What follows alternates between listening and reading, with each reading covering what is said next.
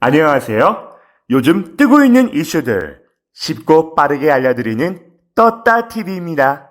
코로나19 사태로 이른바 팬데믹이 선언되었습니다. 팬데믹은 말 그대로 전염병이나 이러한 전염병의 퍼진 현상으로 세계보건기구가 선포하는 최고 위험 등급의 경고입니다. 전 세계적으로 무척 위험한 상황이라는 거죠. 이런 상황 속에서도 꿋꿋하게 위상을 펼치고 있는 나라가 있어 세계인의 이목이 집중되고 있는데요. 네, 바로 우리 대한민국입니다. 지난 3월 팬데믹이 선언되면서 세계 10대 수출 대국들의 수출량이 일제히 감소했는데요. 그 중에서도 우리나라의 수출 감소세는 가장 완만한 형태를 보여 눈길을 끌었습니다. 중국, 미국, 유럽국들이 너나 할 것 없이 6%, 9%, 많게는 20%까지도 감소하는 데에 반해 한국은 1%대 미미한 감소율을 보였습니다. 이렇게 우뚝 서다 보니 중국이며 미국에서 저마다 러브콜을 보내며 자기네 편으로 끌어들이는데 혈안이 되어 있어요. 특히 미국은 G7 정상회의에 한국을 포함한 4개국을 추가로 초청하겠다는 의사를 밝히는 등 한국을 적극적으로 포섭하겠다는 뜻을 숨기지 않고 적극적인 행보를 보이고 있습니다. 6월달 워싱턴에서 개최될 예정이었던 G7 정상회의는 독일 등 일부 국가의 불참으로 개최 시기를 늦추었는데요. 9월에 새로 개최될 정상회의에는 한국과 호주, 인도, 러시아 등 쟁쟁한 비회원국들을 포함하여 참여 범위를 확대하겠다는 것입니다. 미국의 트럼프 대통령은 현재 G7 정상회의 회원국들이 전 지구적 문제를 대표할 만하지 않다는 인식을 드러냈는데요. 멤버의 구성이 시대에 좀 뒤떨어졌다는 발언으로 화제가 되기도 했습니다. 국제사회에서 한국의 높아진 위상과 존재감을 엿볼 수 있는 대목인데요. 일견 책임감까지도 느껴지는 크나큰 변화입니다. 최근 코로나19 대응 과정에서 저력을 보이고야만 것이 그 원인일 것이라며 짐작하고 있는데요. 한국은 전면적인 이른바 개방적이고 창의적인 감염자 추적과 관리를 통해 K-방역 열풍을 일으키며 성공적으로 코로나 확산을 막아내 온 세계의 주목을 받고 있습니다. 그러나 G7 정상회의에 초청받은 것은 우리 한국의 입장에서는 양날의 검인데요. 미국은 정상회의에서 중국의 미래를 어떻게 다룰지에 대해 논의하겠다며 밝힌 바 있습니다. 중국과 총성 없는 전쟁 중인 미국의 심장부에서 나온 발언인 만큼 그 여파가 상당한데요. 이 전쟁을 위해 동맹국과 우방국들의 적극적인 참전을 독려하면서 이른바 줄 세우기를 시도하고 있다는 것이 일부 정치적인 견해입니다. 향후 미국에서 우리 정부에게 지지와 협력을 요청하고 시시때때로 우리 정부의 태도의 입장을 확인할 것이라는 생각만으로도 피곤한 지경인데요.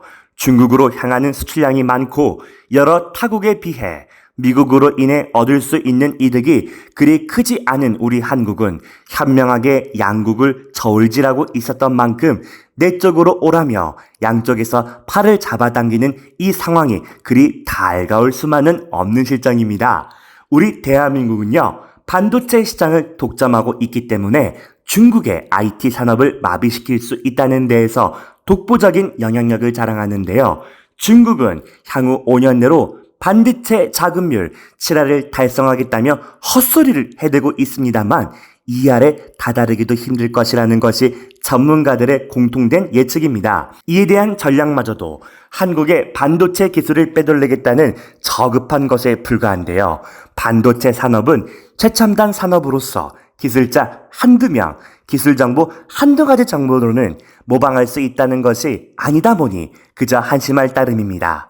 이렇다 보니까 트럼프 대통령은 중국 압박을 위해서라도 우리 한국을 끌어들이기 위해 안달이 형국입니다. 한국을 필두로 대중국 경제체제 EPN을 형성하여 한국의 피해를 최소화하겠다는 등 조건을 제시하며 비위를 맞추고 있습니다. 중국은 한국이 한번 미국 측에 선다면 다시는 중국 땅을 밟을 수 없을 것이라는 되지도 않는 압박까지 내비치는 상황인데요. 현실적으로 한국 공장에 기대고 있는 비중이 큰 중국 경제 상황으로는 꿈도 꿀 수 없는 협박임에도 불구하고 헛소리를 해대는 것을 보니 무척 초조한 모양입니다. 여기에서 하나 재미있는 것은 이 사태에서 뜻밖에도 한국을 견제하고 나선 국가가 있다는 것인데요. 바로 아베 신조를 수장으로 한 일본입니다.